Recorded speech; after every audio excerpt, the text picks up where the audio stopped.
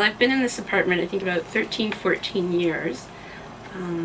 I knew I had extra stuff when I moved in, and I've never really settled in fully.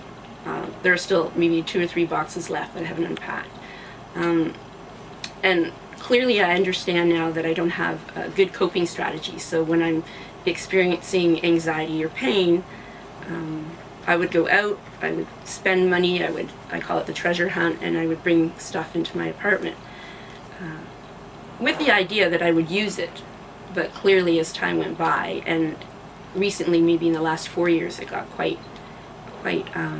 scaled up. I was buying more stuff just because I couldn't find stuff in my apartment. And my life was miserable, and I got to the point where I recognized I really need some help. So the living room, as I mentioned, had a wall across it of bags and boxes and lots of clothes and miscellaneous things. And on the other side I had piled up stuff as well, and I had my little goat path, as we call it, to my bathroom and bedroom, which were basically the only functional areas. I couldn't use my kitchen, my dining room, the hallways. It was even tough sometimes getting through the front door. Mm-hmm. This year, in January 2014, I went to my family doctor, and I finally, I think this is funny, came clean. I needed some help. I hadn't told many people, just a very good friend from university. She had tried to help me a couple of years ago. I shouldn't say, maybe 6 years ago, her and her sister. And last year, 2013, I made a commitment to clean out my apartment, and really, I didn't. I wasn't able to keep that commitment to myself. So I asked for help in January. The GP referred me to CAMH for what they call, I think, extreme behavior counseling. So that was really opened the door for me. And the counselor at CAMH discovered the VHA pilot program, hoarding support program, which is based on volunteers. And I think without the volunteer, I wouldn't be here. I'm halfway through the program. We meet once a week.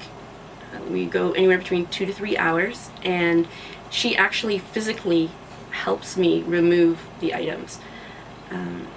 And the volunteer has a social services background, so she's kind of a professional volunteer. If someone called me a hoarder 4 years ago-ish, or even like 2 years ago, even a year ago, I thought I was keeping it a secret. So if they saw that my car had lots of stuff in it, or could see that I just kept shopping, you know, friends or family see that, I definitely wouldn't call myself a hoarder. But with also some reading on my own part and some investigation and research, and you know, you see those shows, not that I can relate to all of them, but some of them I could, I began to slowly accept that I was a hoarder. My goal at the end of 12 weeks is to have a functional kitchen, which I'm pretty close to, and a functional bathroom, and a bedroom that's functional as well.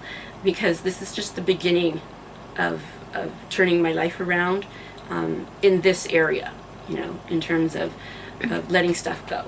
And also getting counseling for avoiding going out and buying more stuff. I mean, I have to address both sides.